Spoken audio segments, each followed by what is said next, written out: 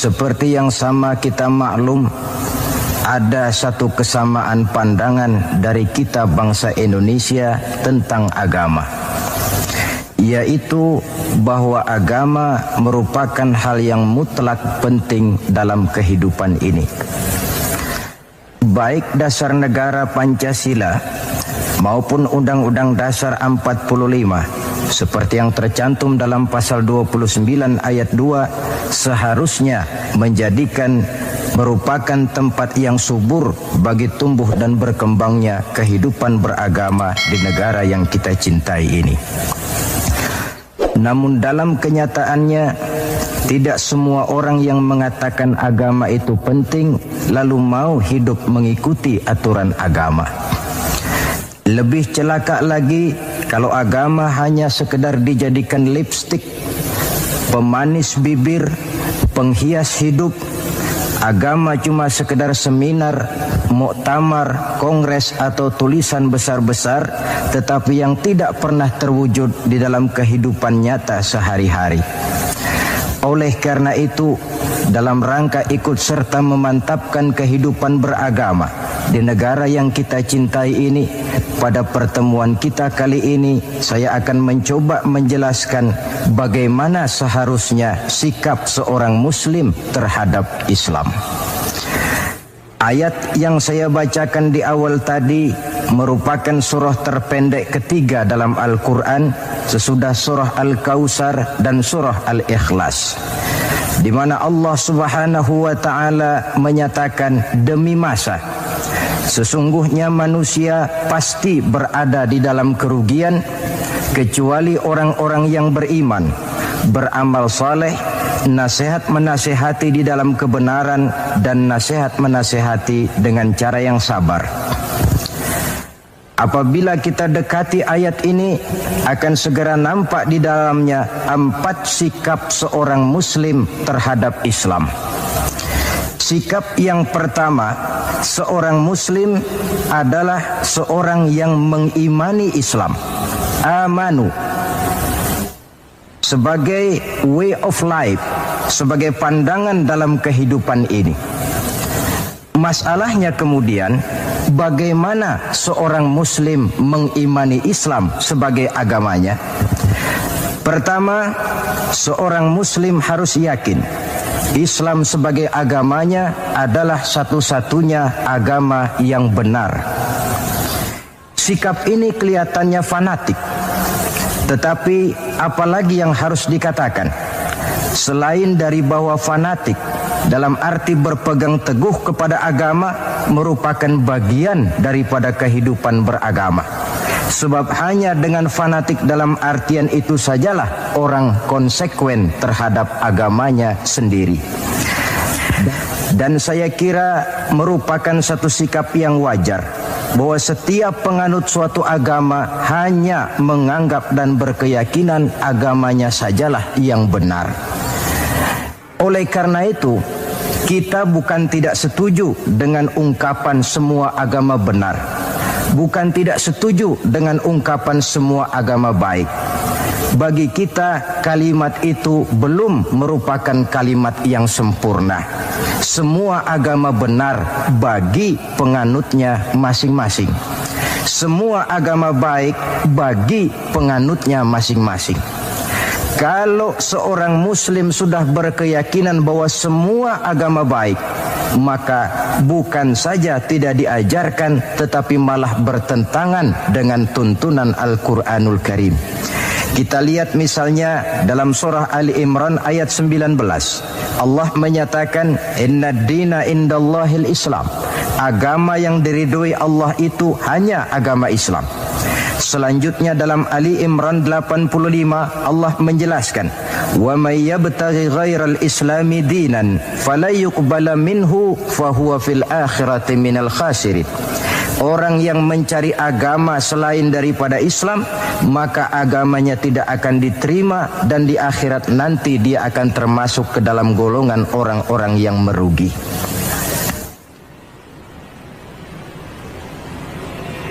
Perkara bahwa kita menghormati orang lain agama itu tentu Apalagi sebagai bangsa yang sedang melaksanakan pembangunan, kita perlu menjaga kesatuan dan persatuan kita sebagai bangsa.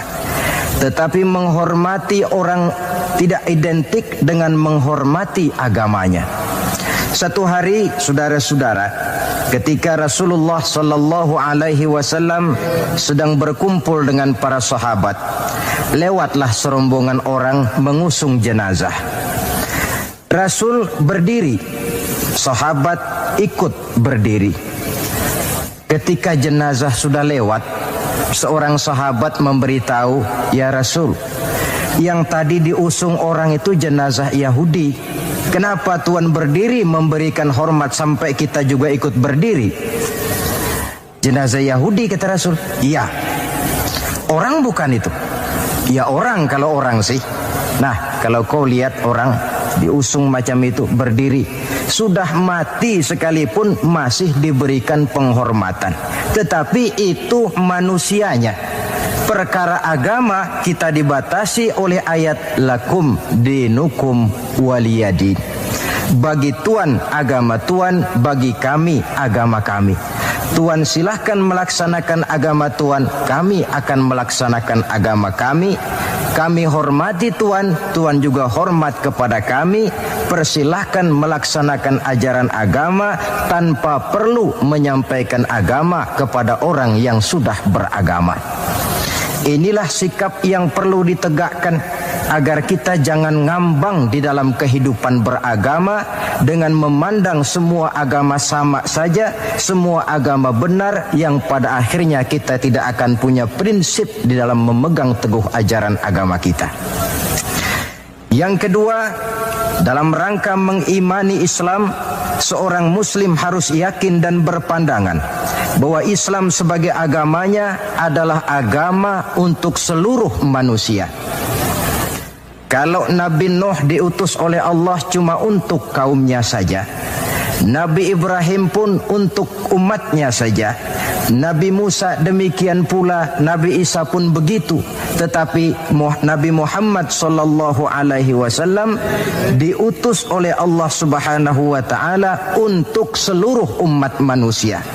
Kita baca dalam surah Al-Anbiya ayat 107, Allah Subhanahu wa taala menyatakan, "Wa ma arsalnaka illa rahmatan lil alamin." Kami tidak mengutus engkau wahai Muhammad melainkan untuk menjadi rahmah bagi seluruh alam. Dewasa ini saudara-saudara, kita melihat timbulnya gejala di mana orang menganggap seolah-olah agama itu barang impor. Islam katanya kiriman Arab. Buktinya Quran bahasa Arab, hadis bahasa Arab, solat menggunakan bahasa Arab. Nah, akibat timbulnya pemikiran semacam ini, mulai nampak gejala orang menghindarkan diri daripada Islam. Sebenarnya bahwa Arab sebagian besar memang Islam, itu harus kita akui. Tetapi bahwa Islam bukannya Arab, itu pun juga merupakan kenyataan. Perkara kemudian Quran menggunakan bahasa Arab tidak lain karena Rasulullah sallallahu alaihi wasallam diutus oleh Allah di tengah masyarakat Arab ketika itu. Tapi ini tidak berarti bahwa Quran cuma untuk orang Arab saja. Bisa kita lihat dari bukti-bukti yang ada dalam Quran itu sendiri. Pertama, tidak ada satu ayat Quran pun yang ditujukan khusus kepada orang Arab semata-mata. Misalnya, ya ayyuhal arabiyyun, hai orang-orang Arab, tidak ada. Yang banyak kita temukan itu, ya ayyuhan nas, wahai manusia. Digunakan kata yang bersifat umum. Manusia yang mana? Yang mana saja asal merasa manusia. Kalau tidak merasa manusia, tentu tidak perlu terpanggil dengan ayat ini. Lalu solat menggunakan bahasa Arab. Tentu Islam telah mengikat kita dengan akidah. sama Allah yang kita sembah, sama arah yang kita tuju dalam menyembah, sama bacaan yang kita baca, sama bahasa yang kita gunakan. Dari persamaan-persamaan semacam itu timbul ilaqah ruhiyah, mekanisme psikis yang pada gilirannya mengikat nilai-nilai persaudaraan yang lebih erat lagi. Cobalah kalau misalnya sholat saja dibiarkan tiap orang menggunakan bahasanya sendiri-sendiri, itu di samping akan menimbulkan berbagai kesulitan, kontak batin tidak akan cepat terwujud. Taruhlah misalnya yang jadi imam menggunakan bahasa Indonesia. Dia takbir dalam bahasa Indonesia bukan dengan Allahu Akbar, barangkali dia akan baca Tuhan yang Maha Besar. Datang lagi yang jadi makmum dari Padang, lain lagi gaya bahasanya, bukan Allahu Akbar, dia akan baca Allah nan gadang. Datang pula kemudian saudara kita dari Jawa Barat, takbir lagi dia dengan bahasanya Gusti Allah anu ageng. Lalu paling akhir barangkali datang anak Betawi, jadi makmum dia takbir lagi pakai bahasa Betawi, Tuhan yang gede banget.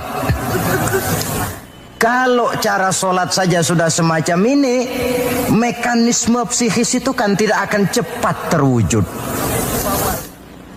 Jadi bahwa Arab memang Islam, tapi Islam bukannya Arab. Sama dengan logika bahwa monyet itu adalah binatang, tetapi binatang bukan monyet. Monyet cuma salah satu jenis dari sekian ratus jenis binatang yang ada di alam ini. Sebab itu mengikuti Islam tidak berarti mengikuti Arab, tetapi mengikuti kebenaran yang diturunkan oleh Allah Subhanahu wa ta'ala. Maka seorang muslim harus yakin Islam adalah agama untuk seluruh manusia. Yang ketiga, dalam rangkaian mengimani Islam, seorang muslim harus yakin dan berpandangan Islam sebagai agamanya adalah agama terakhir yang dibawa oleh Rasul terakhir. Tidak ada Rasul sesudah beliau dan tidak ada agama lagi sesudah Islam. Dalam surah Al-Ahzab ayat 40 kita temukan penjelasan dari Allah Subhanahu wa ta'ala, "Ma kana Muhammadun aba ahadim min rijalikum walakin Rasulullah wa khataman nabiyyin." Muhammad itu bukan bapak dari salah seorang kamu. Ia adalah utusan Allah dan penutup para nabi. Sebagai konsekuensi daripada ini ialah bahwa jikalau di zaman sekarang ini ada orang mengaku menjadi nabi, ada orang mengaku menjadi rasul, biar serbannya besar, biar jubahnya hebat, biar jenggotnya nyengser sampai ke bawah, biar bahasa Arabnya fasih, mengaku dia menjadi rasul, kita wajib untuk tidak percaya. Sekali lagi, kita wajib untuk tidak percaya. Ini sebagai konsekuensi bahwa kita yakin Islam agama terakhir. Yang keempat, dalam rangka mengimani Islam, seorang muslim harus yakin Islam sebagai agamanya adalah batas kemungkinan. Apakah seseorang bisa mendapat ampunan Allah atau tidak? Dengan kata lain, Islam adalah batas antara sorga dan neraka. Ada orang yang tidak terlalu simpati kalau kita memvonis masalah agama dengan sorga dan neraka. Tetapi sebenarnya memang itulah hakikat daripada kehidupan beragama. Itulah terminal akhir. Agama itu masalah halal dan haram, masalah benar dan salah, masalah hak dan batil, dan pada penghujungnya masalah sorga dan neraka. Dalam Islam artinya dalam tauhid. Dalam tauhid artinya dalam daerah kemungkinan memperoleh ampunan. Di luar Islam, di luar tauhid. Di luar tauhid, syirik. Sedangkan syirik merupakan dosa yang tidak berampun. Kita baca dalam surah An-Nisa ayat 48 yang diperkuat pada surah yang sama ayat 116. Allah menjelaskan, innallaha la yaghfiru ayyushraka bihi syai'a wa yaghfiru ma duna dzalika liman yasha. Allah tidak akan memberikan ampun kepada orang yang menyekutukannya dengan sesuatu, tapi Allah akan mengampunkan dosa yang selain itu bagi orang yang dikehendakinya. Jadi yang namanya dosa, sepanjang tidak syirik, sepanjang orang tidak menyekutukan Allah, bagaimanapun besarnya dosa, masih dalam batas-batas kemungkinan memperoleh ampunan Allah. Kalau sudah di luar tauhid, jatuh kepada syirik, sudah di luar jangkauan kemungkinan untuk mendapatkan ampunan dari Allah Subhanahu wa ta'ala. Saudara-saudara seiman dan sekeyakinan,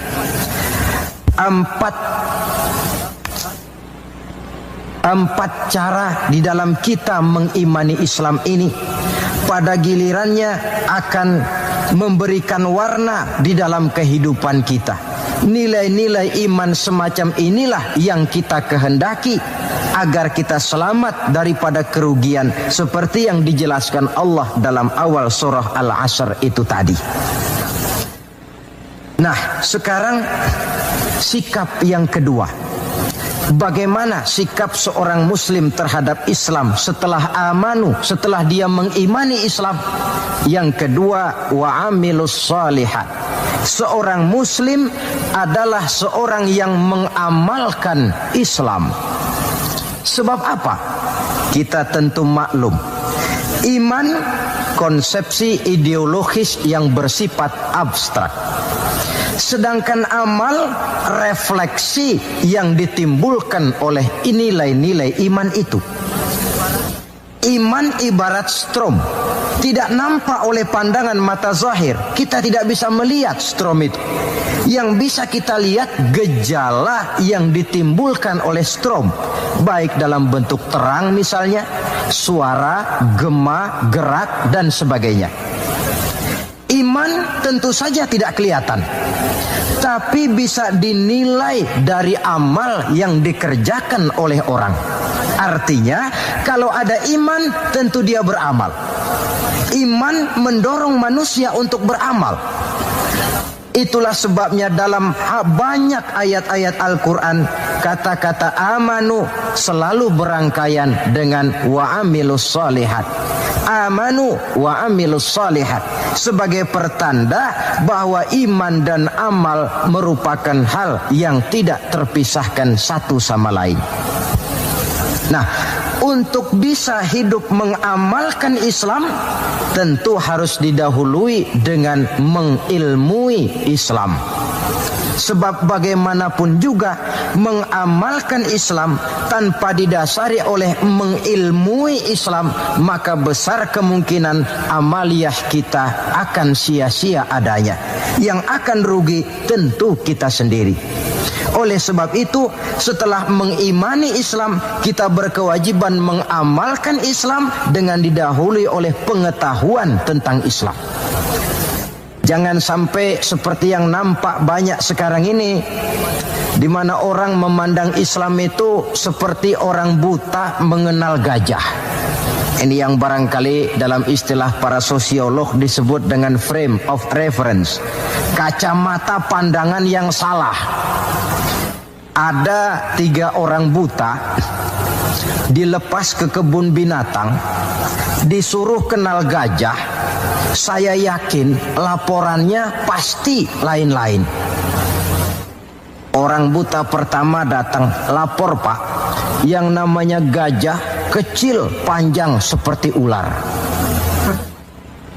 Kenapa dia laporan macam ini? Sebab kebetulan yang dia pegang ekornya. Datang orang buta kedua, ngotot. Salah Pak, itu tidak betul. Yang paling betul saya Pak. Kalau gajah itu Pak, kecil, besar, tipis, lebar, seperti kipas. Sebab apa? Karena kebetulan yang dia pegang telinganya. Lalu orang buta ketiga datang lebih ngotot lagi dari yang kedua ini. Pak, dua-duanya Pak salah, tolol bin goblok. Yang paling betul itu saya Pak. Yang namanya gajah itu Pak besar tinggi macam pohon kelapa. Sebab apa? Kebetulan yang dia pegang kakinya. Salahkah mereka? Tidak salah. Cuma datanya belum lengkap. Baru kenal ekor gajah sudah berani mengambil kesimpulan itulah gajah. Yang satu baru kenal telinga gajah sudah menarik konklusi itulah gajah. Dan yang lain baru tahu dan baru kenal kaki gajah sudah mengemukakan pendapat itulah dia gajah. Buat orang yang sudah kenal betul gajah, tentu dia ditertawakan. Bagi orang yang belum kenal gajah, dia menyesatkan. Hal semacam ini bukan saja tidak mendidik, tetapi pada akhirnya akan membingungkan orang yang belum kenal kepada gajah. Dengan kata lain, di dalam mengilmui Islam, kita harus berupaya melihat dan memandang Islam itu secara totalitas, secara keseluruhan, memandang dan melihat Islam dari berbagai seginya. Sehingga dengan demikian akan terbuka nuansa pandangan mata kita melihat kebesaran, kelengkapan dan kesempurnaan daripada ajaran agama kita sendiri. Nah, kalau nilai-nilai iman diwujudkan dan dibuktikan dengan pengamalan kita tentang Islam, barulah nilai iman kita itu beroleh wujudnya yang konkret di dalam amalan-amalan kita sehari-hari. Tanpa itu, iman cuma tinggal sekedar kata. Akidah cuma tinggal sekedar keyakinan dan fondasi yang tanpa perwujudan di dalam realita kehidupan ini. Demikian sikap yang kedua. Lalu yang ketiga, saudara-saudara, setelah mengimani Islam, kemudian mengamalkan Islam, seorang muslim harus mendakwahkan Islam. Tawasau bil haqqi, nasihat menasihati di dalam kebenaran. Pada hakikatnya setiap kita ini mubaligh.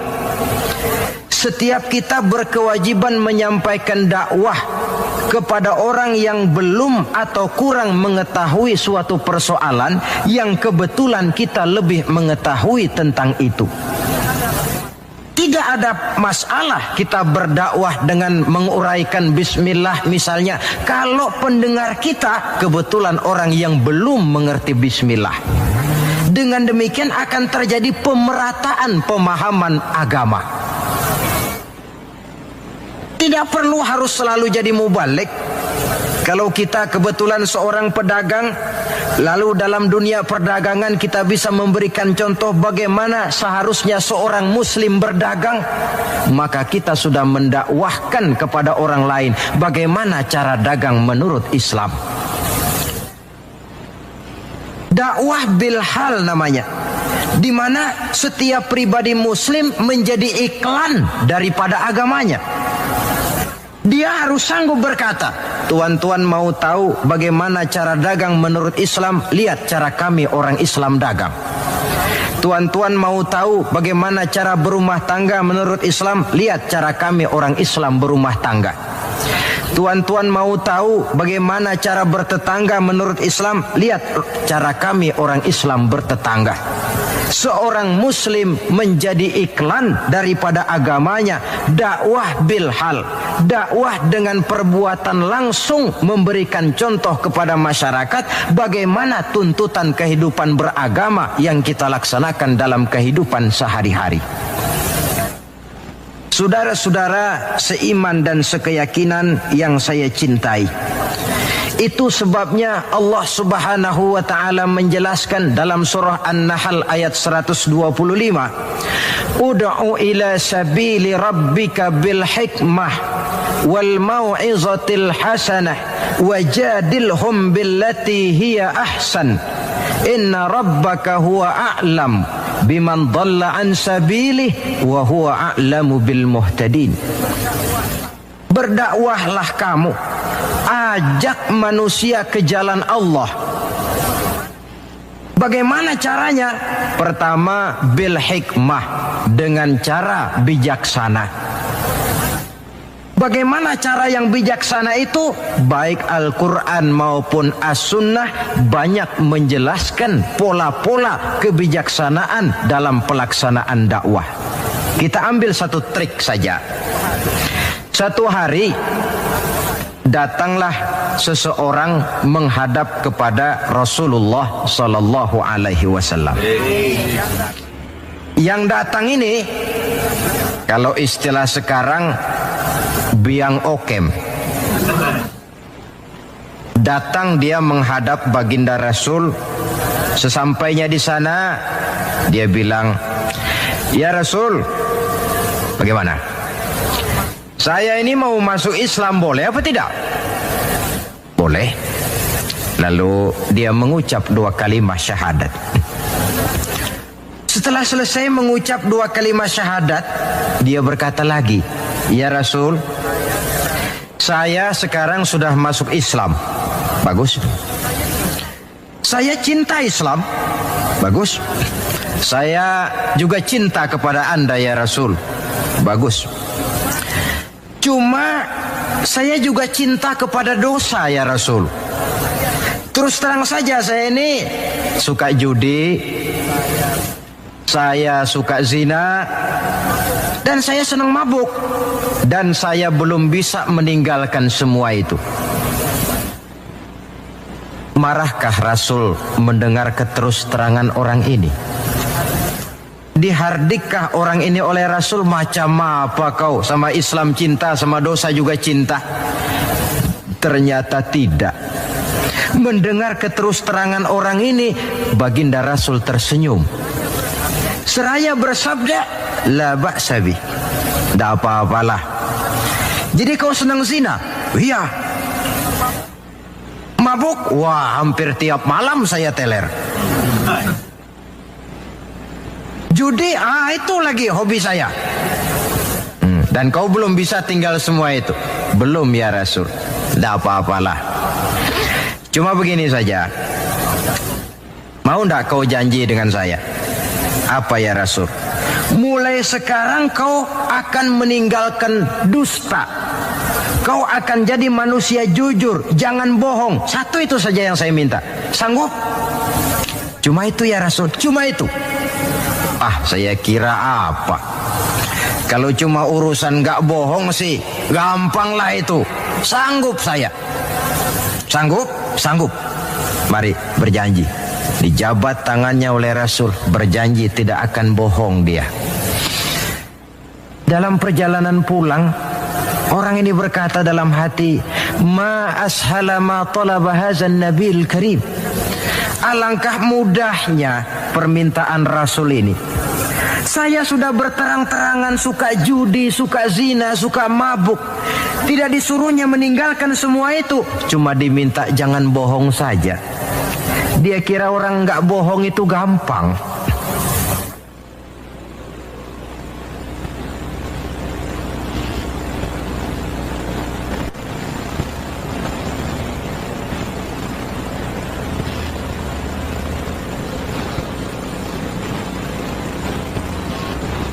Padahal, saudara, Nabi Ibrahim itu satu hari pernah nangis.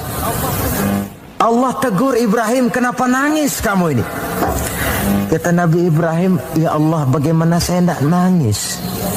Saya ingat-ingat Nabi Adam itu dosanya cuma satu, tidak boleh makan buah khuldi, dia makan. Kau begitu murka, kau usir dia dari surgamu. Saya ini ya Allah, seumur hidup saya pernah 3 kali bohong. Bagaimana saya mengharap surgamu?" Itu yang bikin saya nangis. 3 kali seumur hidup, 3 kali bohong. Nabi Ibrahim nangis. Kita ini 1 hari 17 kali bohong, nyengir aja, gak ada nangisnya.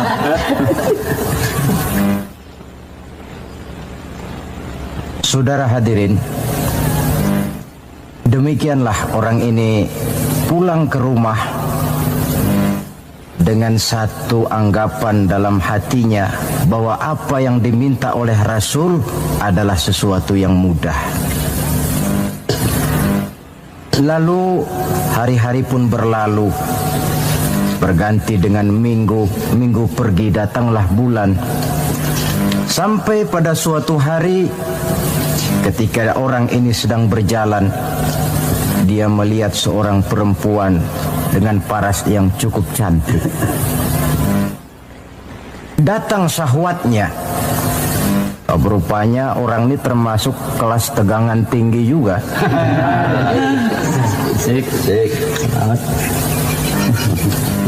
Dibawanya perempuan itu ke dalam rumah. Hampir terjadi perbuatan zina. Nyaris dia ingat janjinya. Iya, saya ini kan sudah janji dengan Rasul tidak mau bohong. Nanti kalau saya bertemu Rasul lalu saya ditanya, kamu zina apa enggak sekarang? Saya harus jawab bagaimana? Kalau saya bilang iya, tentu hukum berlaku. Kalau saya bilang tidak, artinya saya bohong. Padahal saya sudah berjanji tidak mau bohong. Peranglah antara bisikan iman dan bisikan nafsunya.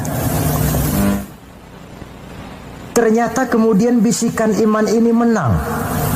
Tidak jadi dia lakukan perbuatan zina itu. Lain waktu dia melihat sesuatu yang indah menawan, terdetik dalam hatinya mau mencuri. Sudah dia ulurkan tangan hendak mencuri itu, ingat lagi, saya sudah janji dengan Rasul tidak mau bohong. Kalau satu hari saya bertemu beliau ditanya saya kau mencuri apa tidak, bagaimana saya harus menjawab? Saya katakan iya, tentu hukum berlaku. Kalau saya bilang tidak, artinya saya bohong. Perang lagi iman dan nafsunya. Akhirnya iman menang, tidak jadi dia mencuri. Begitulah orang ini tiap kali mau melakukan kejahatan, ingat janjinya kepada Rasul bahwa dia tidak mau bohong. Sampai akhirnya dia tidak pernah jadi melakukan berbagai macam kejahatan. Paling akhir dia datang menghadap Rasul. Ya Rasul, sodakta. Ya Rasul, Anda benar. Kenapa? Yang Anda minta cuma satu, jangan bohong. Tapi rupanya itu pokoknya ya Rasul. Saya ternyata tidak berkutik.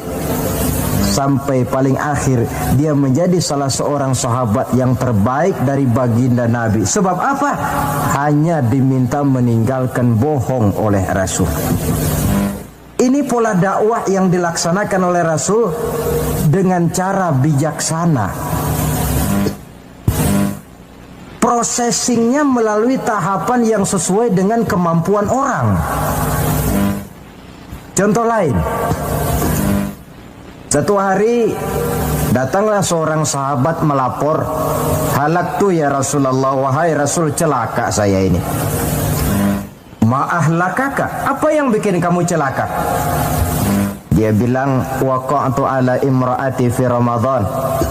Saya lagi puasa Ramadan. Saya enggak tahan sama istri saya itu. Lalu nyelonong ya Rasulullah. Rupanya pengantin baru ini. Kata Rasul, nyelonong bagaimana? Ya nyelonong-nyelonong.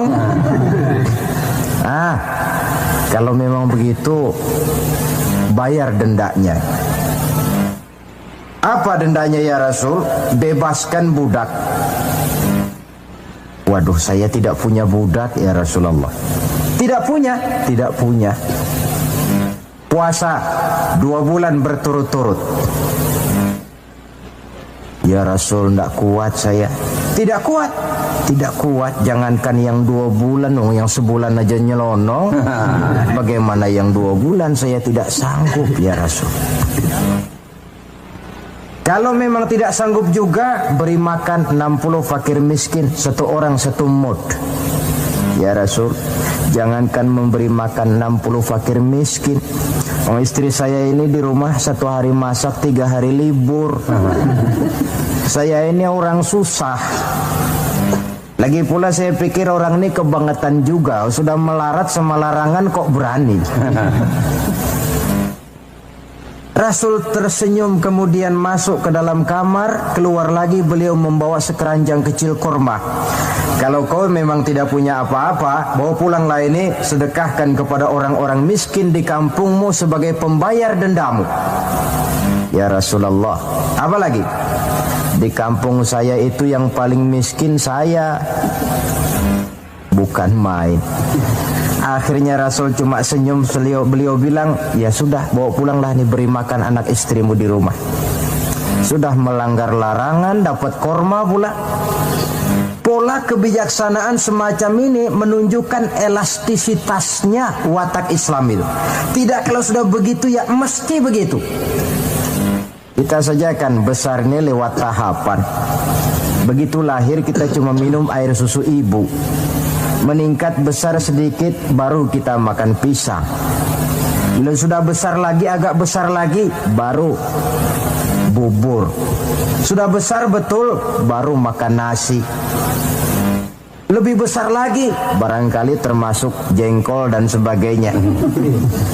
Bayangkan kalau orang begitu lahir sudah dikasih jengkol, itu tidak bijaksana kan, akan rawan akibatnya. Pendeknya, dengan dakwah cara bijaksana ini, jangan memancing ikan pakai anggur. Bagaimanapun enaknya anggur itu bukan makanan untuk ikan. Inilah makna tuntunan Nabi, khatibin nasa ala qadri uqulihim. Berbicaralah kepada manusia sesuai dengan daya terima mereka, sesuai dengan kemampuan yang mereka sanggup melaksanakannya. Begitulah pola dakwah pertama, bil hikmah. Yang kedua, wal mau'izatil hasanah, dengan contoh nasihat-nasihat yang baik. Dan yang ketiga, wajadilhum billati hiya ahsan. Kalau memang perlu berdebat, perlu berbantah, debatlah dengan cara yang terbaik. Bukan dengan sentimen, tapi dengan argumen. Bukan dengan tujuan untuk mencari kemenangan, tetapi untuk mencari kebenaran. Sehingga dengan demikian, saudara-saudara, seorang muslim harus tegak mendakwahkan Islam sesuai dengan bidang dan kemampuannya masing-masing. Ini sikap yang ketiga. Lalu sampai kepada sikap yang keempat, bagaimana seorang muslim sikapnya terhadap Islam. Yaitu yang keempat, watawasau bis sabr. Bersabar dalam Islam. Setelah kita mengimani Islam, mengamalkan Islam, kemudian mendakwahkan Islam, pada yang keempat, bersabar dalam Islam. Sebab apa? Perjalanan mengimani Islam, mengamalkan Islam, mendakwahkan Islam, bukan perjalanan yang lurus bertabur bunga di kanan kirinya. Jalannya menanjak, penuh onak dan duri. Namun tidak ada perbuatan tanpa resiko. Orang yang berani berbuat harus berani resiko. Mengimani Islam ada resikonya. Mengamalkan Islam ada resikonya. Mendakwahkan Islam, menegakkan yang ma'ruf, menghancurkan yang munkar pun ada resikonya.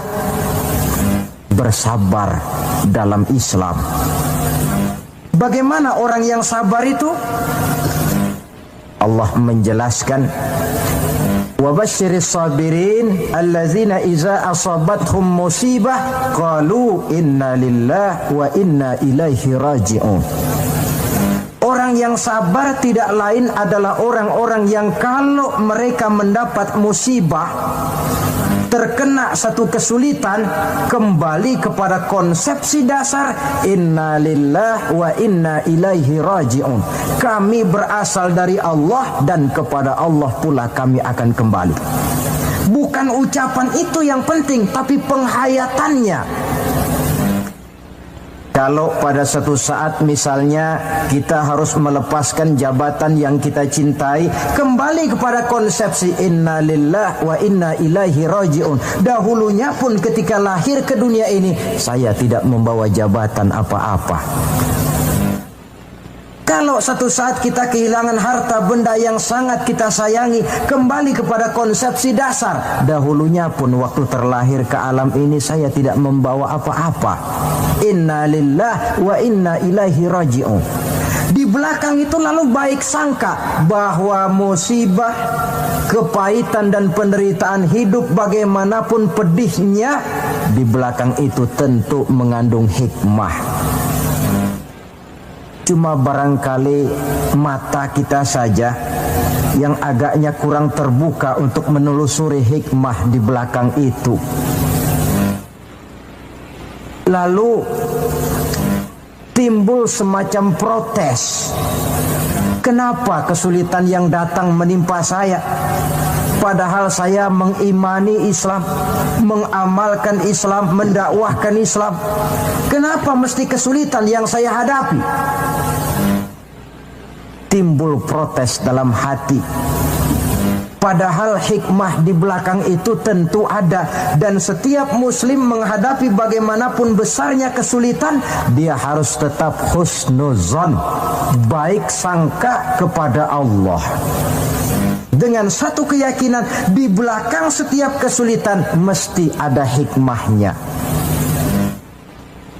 Dahulu ada seorang petani, dia selesai bekerja di ladang, istirahatlah dia, tidur di bawah pohon beringin. Di sebelah pohon beringin ini ada pohon labu. Sambil tidur-tiduran dia berpikir, kalau saya lihat-lihat Tuhan ini tidak adil, katanya.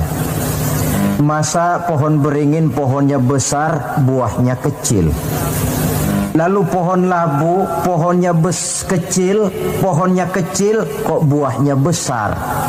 Ah, Tuhan bukan arsitek ulung ini. Tidak adil ini. Mestinya supaya enak dilihat itu, beringin yang pohonnya besar, buahnya besar sebesar buah labu. Lalu pohon labu yang pohonnya kecil, buahnya kecil-kecil sajalah sebesar buah beringin. Baru adil rasanya itu. Nah, apa yang terjadi? Rupanya Allah tidak membuktikan kebesarannya. Baru saja selesai dia berpikir Tuhan tidak adil, jatuh sebutir buah beringin tepat menimpa hidungnya. Dia terkejut. Astagfirullahalazim, katanya. Kalau begitu Allah itu benar-benar adil. Coba kalau buah beringin sebesar buah labu, lalu barusan jatuh menimpa hidung saya, rasanya sudah tidak karu-karuan potongan muka saya ini. Baru terbuka pandangan matanya, baru terlontar perkataan Allah Maha Adil setelah dia bertemu dengan pengalaman yang dia rasakan sendiri. Jadi di belakang segala kesulitan itu ada hikmahnya. Di belakang segala kepahitan hidup itu ada manisnya. Maka Allah membimbing kita bersabar dalam mengimani Islam, mengamalkan Islam, dan mendakwahkan Islam. Konsepsi kesabaran kembali kepada satu keyakinan, semuanya datang dari Allah, semuanya pun bakal kembali juga kepada Allah. Kita bisa hidup, berbuat banyak, menjadi ini dan itu, berusaha segala macam lantaran kita hidup. Kita hidup ini lantaran ada roh dalam jasad kita. Ruh ini pun sebenarnya kita bukan hak milik mutlak, cuma sekedar hak pakai saja. Kapan waktu diambil oleh si sang pemilik mutlak, tidak ada kekuasaan kita untuk mencegahnya. Yang paling vital macam itu pun tidak ada kemampuan kita mempertahankannya. Apalah lagi yang menempel dalam hidup seperti harta, jabatan, dan lain sebagainya. Roh saja kita sudah tidak mampu mempertahankannya. Saudara hadirin yang berbahagia, maka keuntunganlah yang akan diperoleh bagi mereka yang sabar, tabah, ulet dan tahan uji menghadapi segala macam ujian dan cobaan di dalam dia mengimani, mengamalkan dan mendakwahkan Islam. Barangkali orang bertanya, kenapa sih kok orang-orang yang beriman saja yang kelihatannya banyak sekali diuji? Nah, itulah yang masalahnya memang. Justru yang beriman yang diuji. Lagi pula kalau tidak ada imannya, yang mau diuji apanya dong? Tidak ada. Dalam logika sehari-hari jelas saja yang ulangan itu anak sekolah. Kalau tidak sekolah, kira-kira ulangan apa tidak? Ya. Kan tentu tidak. Mau naik kelas berapa, mau sekolah saja tidak. Justru yang beriman itu yang diuji, yang hidupnya mengimani Islam, mengamalkan Islam, mendakwahkan Islam. Makin tinggi kualitas iman, makin berat cobaan dan ujian itu. Sehingga Allah menjelaskan, ahasiban nasu ayyutraku ayyakulu amanna wa hum la yuftanun. Adakah manusia menyangka mereka akan dibiarkan saja mengatakan amanna, kami mengimani Allah, kami mengimani Islam, wa hum la yuftanun, padahal mereka belum diuji lebih dahulu. Artinya, jikalau kita sudah berani berkata saya iman kepada Allah, saya mengimani Islam dengan sepenuh keyakinan, siap-siaplah menghadapi cobaan dan ujian. Dan yang namanya cobaan ini tidak selalu yang berbentuk susah. Wa nabluukum bil khairi wasyarri, kata Allah, kami akan coba, kami akan uji kamu dengan yang enak dan dengan yang tidak enak. Jadi bukan cuma sakit cobaan, sehat juga ujian. Bukan cuma miskin ujian, kaya pun cobaan. Tidak punya uang, cobaan. Banyak uang, ujian. Tapi kan belum pernah kita dengar ada orang bilang, Pak, saya lagi diuji oleh Allah. Kenapa? Uang saya lagi banyak, Pak. Belum ada orang berkata macam begitu. Kalau sudah bangkrut, pailit, nah barulah dia merasa diuji Allah. Dan dalam kenyataan banyak orang lulus ketika diuji dengan kemiskinan, tapi gagal berantakan setelah dia dicoba dengan kekayaan. Banyak yang ingat Allah dikala dia sakit, dan manakala dia sudah sehat Allah pun dilupakan. Ketika miskin dia hamba Allah, setelah kaya pindah menjadi hamba harta. Ketika dia orang biasa, dia hamba Allah. Naik pangkat, punya jabatan, pindah budak pangkat, budak jabatan. Tidak sesuai lagi antara ucapan dan perbuatannya. Baik, barangkali kita bercermin dari kehidupan seorang nabi, yaitu Nabi Ayub alaihi salam. Beliau ini orang kaya. Iblis itu paling tidak senang kalau ada orang baik. Dia lapor, wahai Allah, hambamu yang namanya Ayub ini dia rajin ibadah cuma karena kaya saja kau berikan harta. Coba kalau dia bangkrut, jatuh miskin, rasanya dia berhenti ibadah. Ah, iblis, aku tahu Ayub itu hambaku yang ikhlas. Saya buktikan ya Allah, silakan. Turunlah iblis ke alam ini. Mula pertama yang dia rusak adalah harta benda Nabi Ayub. Sawah ladang dibikin rusak, binatang ternak binasa. Sehingga dalam waktu relatif singkat jatuhlah Nabi Ayub dari orang paling kaya menjadi orang paling miskin. Kalau orang miskin jadi orang kaya, itu rasanya tidak terlalu, ya paling-paling lupa diri. Tapi kalau sudah dari kaya, tahu-tahu jatuh miskin, ini yang kalau kurang-kurang kuat kan bisa mengalami semacam mental breakdown, mengalami komplikasi. Waktu itu Nabi Ayub sedang ibadah di mihrab dalam masjid, datang iblis. Saudara Ayub, iya. Sedang ibadah ya? Iya. Menyembah Allah. Iya. Tahu nggak kau ini? Kenapa? Allah yang sedang kau sembah ini dia sudah bikin miskin kamu. Sawah ladangmu rusak, binatang ternakmu binasa, dan kau sekarang sudah jadi orang paling miskin. Buat apa menyembah Tuhan macam itu yang sudah bikin miskin kamu? Inilah iblis ini. Kepada Nabi Ayub bicaranya lain, kepada Allah bicaranya lain. Kata Nabi Ayub, benar itu. Benar. Sawah ladang saya rusak. Iya. Binatang ternak saya binasa. Iya. Dan saya sekarang jadi orang paling miskin. Betul. Kata Nabi Ayub, beliau malah tidak mengucapkan innalillah. Yang beliau ucapkan apa? Alhamdulillah alladzi a'tani wa akhadha minni. Alhamdulillah, segala puji bagi Allah yang telah memberikan harta kepada saya dan sekarang Allah pula yang mengambilnya. Allah yang memberi, Allah yang mengambil. Tidak ada masalah bagi Allah. Iblis cuman ibadah jalan terus. Kembali beliau ibadah. Keki bukan main iblis ini. Inilah sebagian dari cerminan orang yang punya fondasi dan kesadaran kepada penghayatan tentang kalimat inna lillah wa inna ilaihi raji'un. Kadang-kadang kita cuma sekedar ucapan tanpa penghayatan. Terkena musibah mulutnya sih tidak berhenti innalillah, tapi nangisnya juga tidak mau berhenti. Tidak diiringi dengan kesadaran dari Allah segalanya berasal dan kepada Allah segalanya pun juga akan kembali. Nah, kalau sadarlah kita bahwa tidak ada satu perbuatan tanpa resiko, dan resiko dalam mengimani, mengamalkan dan mendakwahkan Islam merupakan sesuatu yang indah.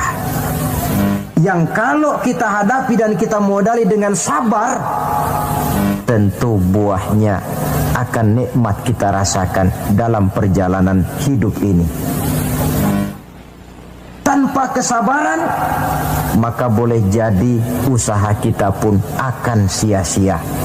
Bukankah Imam Ali karramallahu wajhah pernah mengatakan, haqqun bila nizamin yaghlibuhul batil binizamin. Kebenaran yang tanpa nizam, tanpa kesabaran, tanpa taktik dan strategi dapat dengan mudah dihancurkan oleh kebatilan yang menggunakan taktik dan strategi. Tentu kita menginginkan nilai-nilai Islam ini tegak di masyarakat. Tapi ini merupakan processing yang bukan seperti orang makan pisang. Hari ini dimakan, hari ini kenyang, dan hari ini juga kadang-kadang bisa keluar lagi. Perjuangan menegakkan nilai-nilai Islam ini satu proses yang panjang. Seperti juga telah dijelaskan oleh kehidupan perjuangan Nabi, para sahabat, dan selanjutnya. Tidak merupakan satu proses yang sekali jadi. Itu sebabnya ditutup surah Al-Asr ini dengan kalimat tawasau bis sabr. Hendaknya bersabar kita di dalam menegakkan sikap yang dituntut dalam surah Al-Asr itu tadi. Saudara-saudara hadirin yang saya hormati, dengan demikian 4 sikap telah saya kemukakan. Dari 4 sikap ini ternyata seorang muslim dituntut untuk menjadi pengiman Islam, pengamal Islam, dan pengawal Islam. Dengan motif sabar sebagai landasan daripada perjuangan kita mengimani, mengamalkan dan mengawal Islam dengan pelaksanaan dakwah yang sesuai dengan bidang dan kemampuan kita masing-masing. Yang kita harapkan tentunya bahwa nilai-nilai keimanan kita ini mewarnai kehidupan dan menjadi warnanya hidup. Saya kira pun pembangunan akan lebih berhasil, Pancasila akan lebih aman di negara ini kalau dijaga dan dikawal oleh orang-orang yang teguh memegang agama dengan segala konsekuensinya. mengimani agamanya, dan iman itu menjadi warnanya kehidupan. Dengan kata lain, kalau iman ini sudah ikut kemanapun kita pergi dan dimanapun kita berada, itu sebenarnya sumber etika otonom. Bukankah satu bangsa yang baik selalu terdiri dari masyarakat yang baik? Masyarakat yang baik terdiri dari warga yang baik. Warga yang baik terdiri dari keluarga yang baik.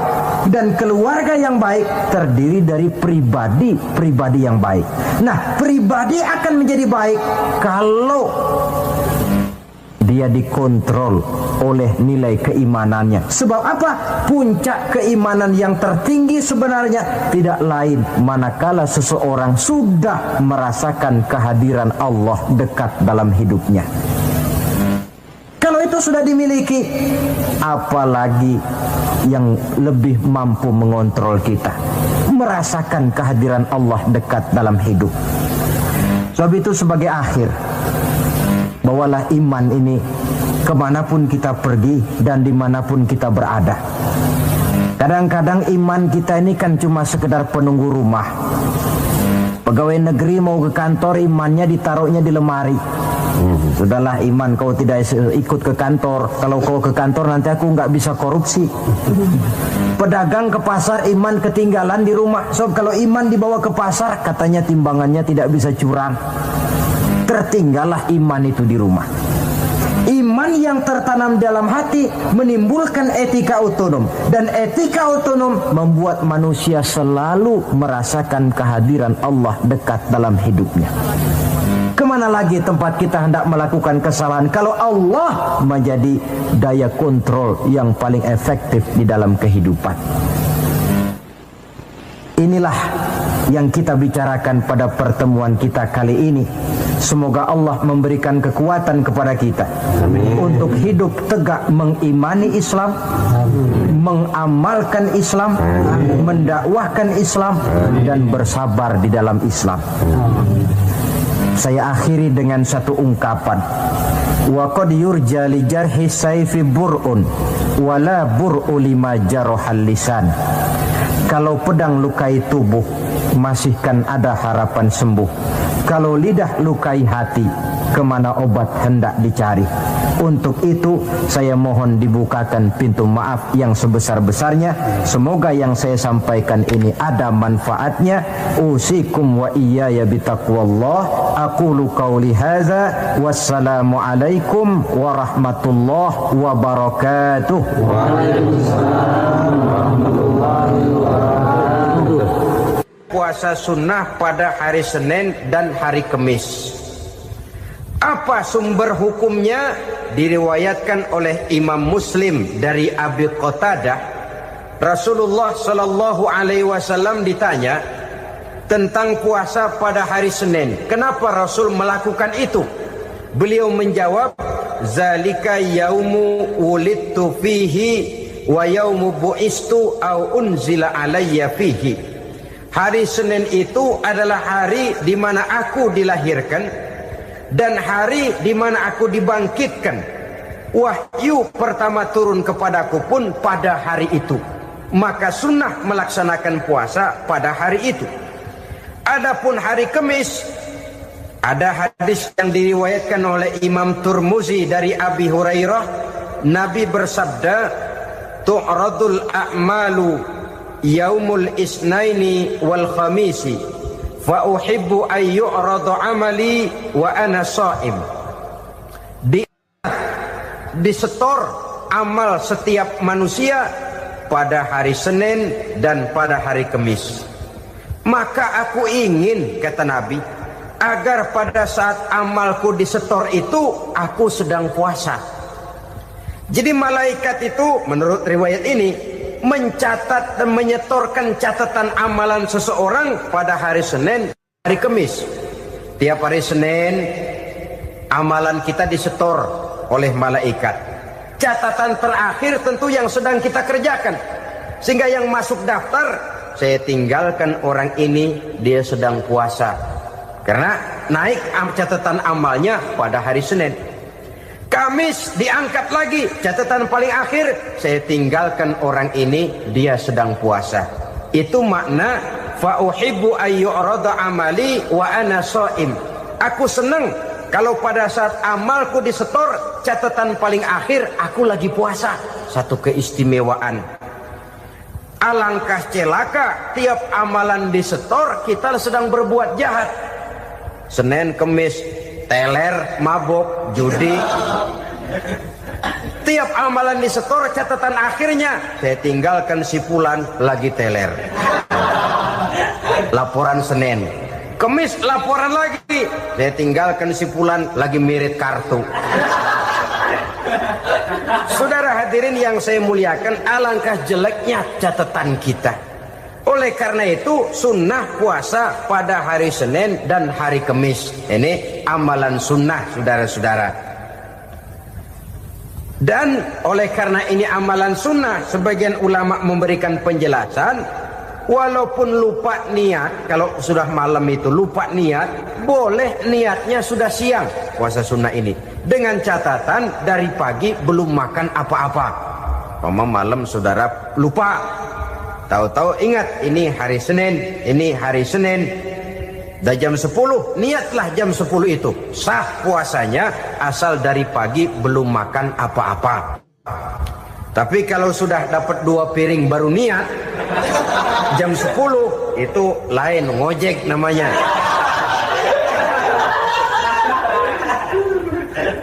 Allah Subhanahu wa ta'ala akan memuliakannya dengan 10 macam perkara. Saudara, ini keuntungannya. Yang pertama, orang yang puasa di hari-hari 10 bulan Zulhijjah diberikan al-barakah fi umrihi, diberikan keberkahan pada umurnya. Setiap kita ingin memperoleh umur yang berkah. Umur yang berkah itu yang bagaimana? Apa yang jumlahnya panjang? Mungkin. Tetapi yang jelas umur yang berkah ini adalah umur yang bisa dipertanggungjawabkan di hadapan Allah Subhanahu wa ta'ala. Artinya umur yang diisi penuh dengan kebajikan, umur yang diisi dengan segala macam kegiatan ibadah, dan umur yang dengan demikian sungguh pun kita sudah mati, jasad terkubur dalam tanah, nama kita akan tetap hidup, dikenal orang oleh karena kebajikan yang kita kerjakan. Saya kira akan lebih merupakan azab ketimbang nikmat kalau orang diberikan umur panjang tapi hanya untuk menumpuk-numpuk dosa saja. Kan lebih baik mana? Umur pendek banyak pahala, umur panjang banyak dosa. Lebih baik mana? Saya yakin yang paling baik tentu umur panjang banyak pahala. Paling sial umur pendek dosa melulu. Sudah diberikan umur pendek tidak seberapa, dosa berlipat ganda. Itu kalau orang kampung bilang tekor namanya. Rugi. Umur pendek hanya untuk menumpuk-numpuk dosa. Boleh jadi kalau umat-umat zaman dulu saudara, mereka diberikan umur panjang. Nabi Adam, kita tahu Nabi Adam itu 2000 tahun umurnya. Nabi Nuh 950 tahun. Umatnya ya rata-rata segitu itu. Nah, kalau mereka misalnya punya umur 800 tahun, lalu 200 tahun mereka melakukan dosa, kan masih punya restan 600 tahun untuk taubat. Karena umurnya diberikan jatah panjang. Kita ini oleh Allah Subhanahu wa ta'ala, umat Nabi Muhammad ini umurnya pendek-pendek. Kalau nyontoh Nabi 63 tahun saja. Kalau diberikan 70 tahun umur kita sekarang, itu sudah dapat jatah lebih 7 tahun.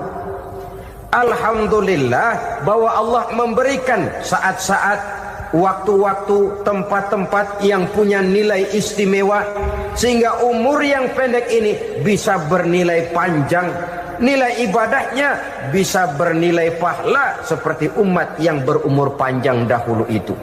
Karena itu manfaatkan umur dengan baik, dan salah satu keberkahan daripada umur akan datang dengan melaksanakan ibadah puasa sunnah. Ini yang pertama.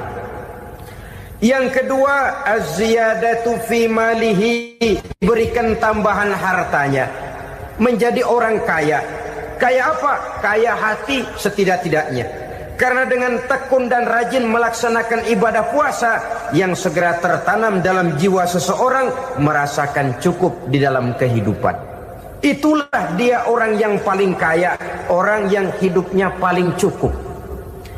Kalau orang sudah merasa cukup dalam hidupnya, maka itulah dia orang yang kaya.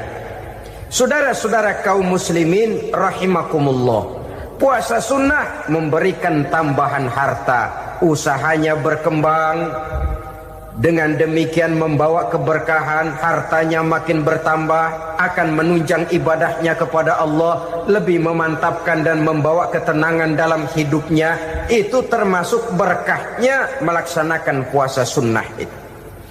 Yang ketiga, al-hifzu fi iyalihi, diberikan penjagaan, perlindungan terhadap keluarganya, anaknya sehat, sanak famili dan handai tolannya terjaga dan terpelihara dari segala malapetaka, dari segala mara bahaya, kesehatannya terjamin dan terpelihara.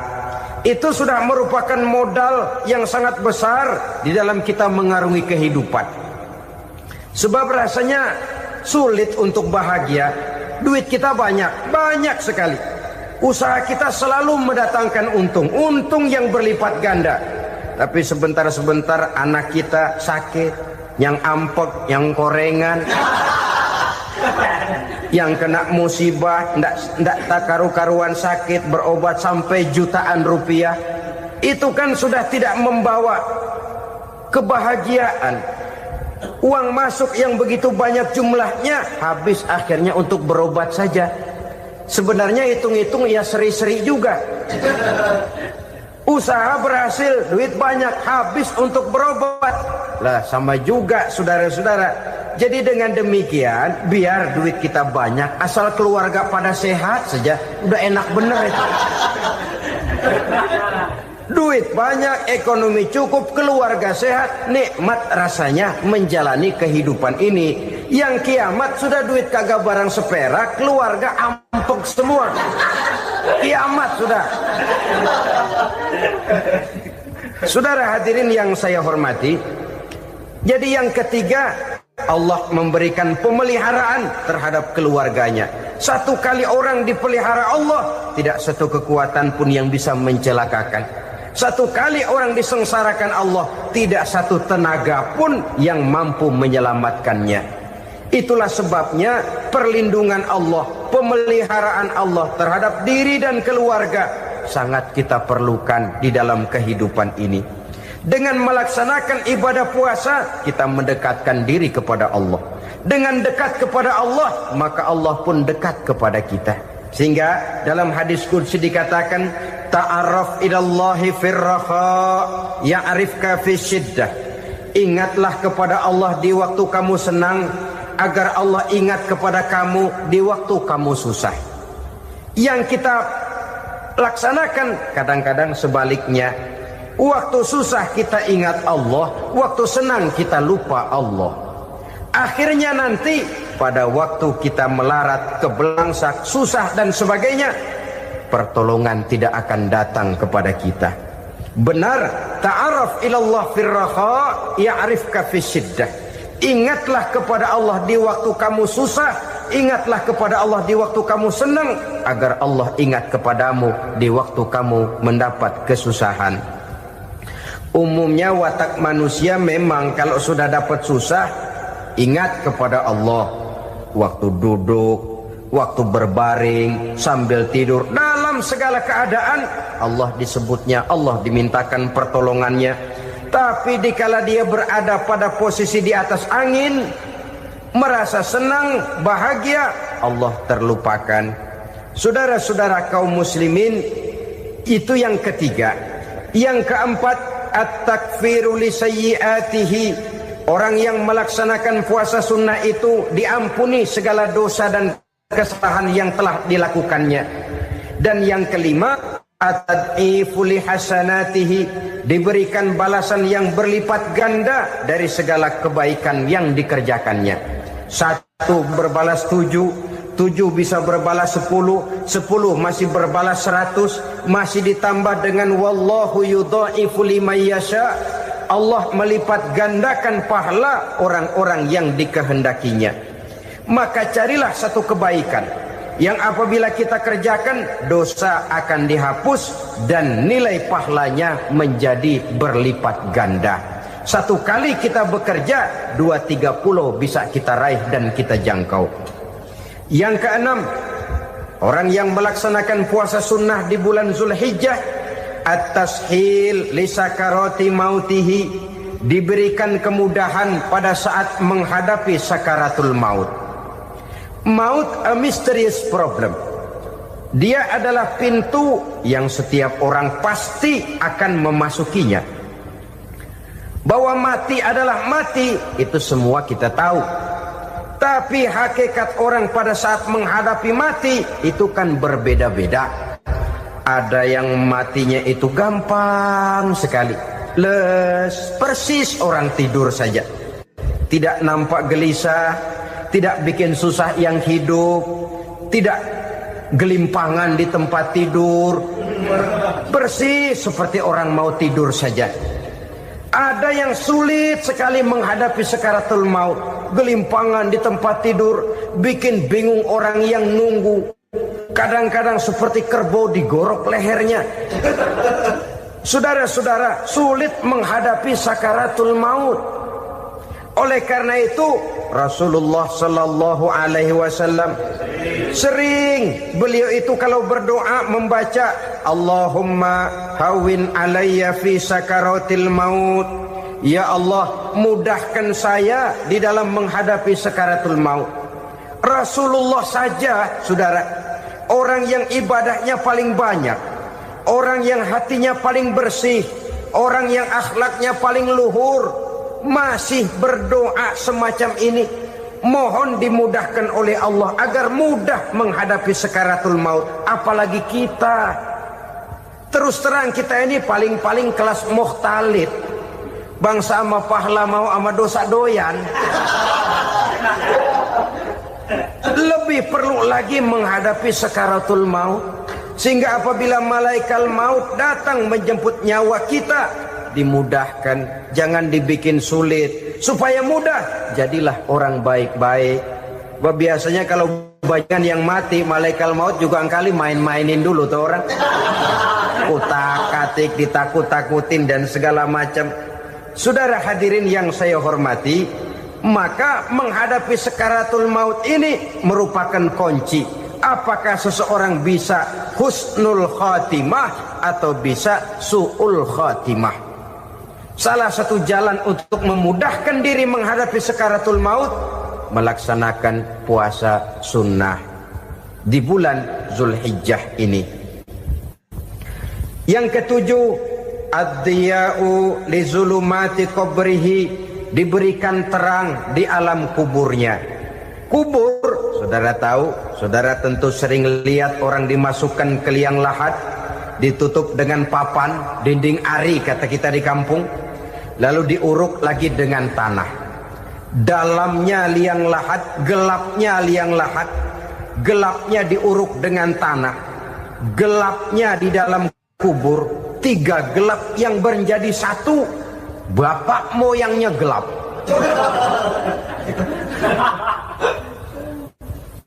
Puasa sunnah ini merupakan terang di alam kubur kita nanti. Yang kedelapan, at-tasqil limizanihi, diberikan keringanan pada timbangan di hari akhirat nanti.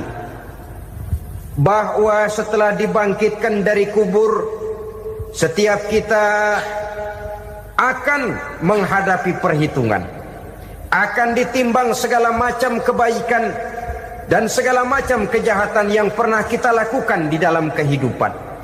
Orang yang melaksanakan ibadah puasa sunnah, at-tasqilu limizanihi, diberikan keringanan timbangan hari akhiratnya nanti.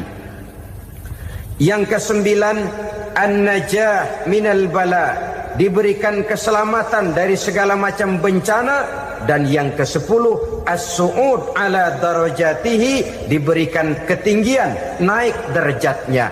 Derajat di dunia, lebih-lebih lagi derajat di akhirat nanti.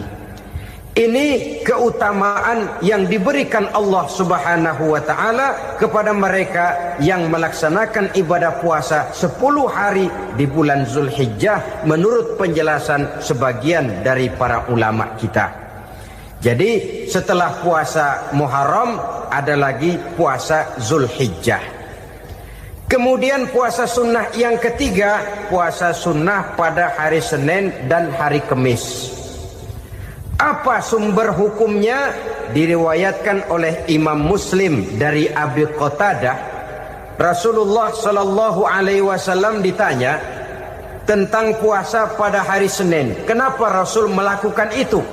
Beliau menjawab, zalika yaumu wulidtu fihi wa yaumu bu'istu au unzila alayya fihi.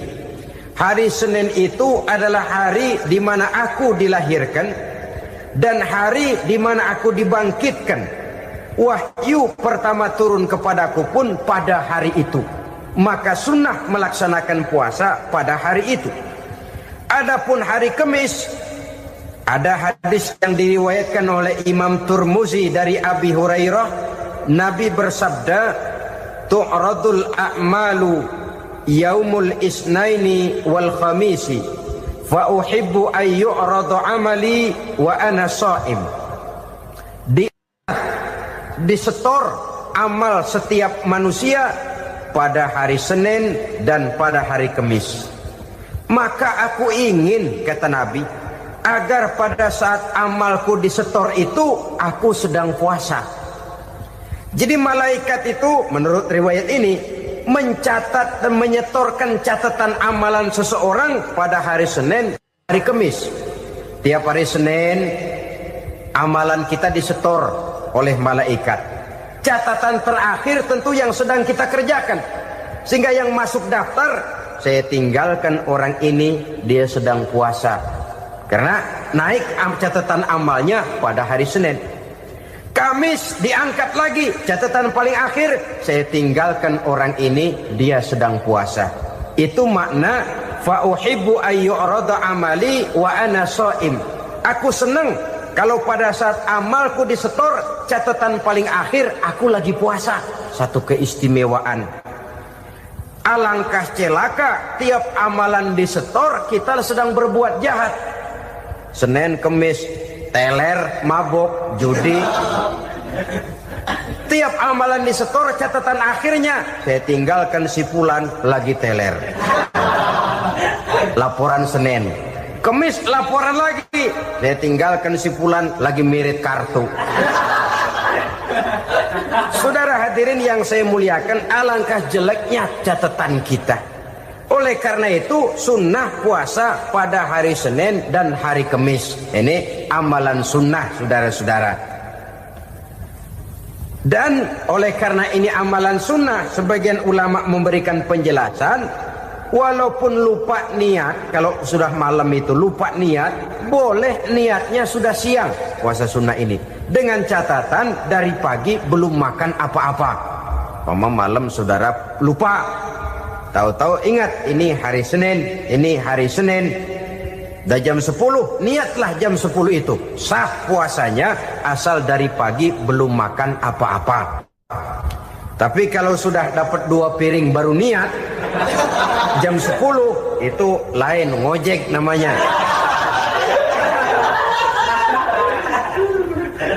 Jadi puasa sunnah yang ketiga, puasa pada hari Senin dan hari Kamis. Yang keempat, puasa jenis sunnah yang keempat, puasa 6 hari di bulan Syawal.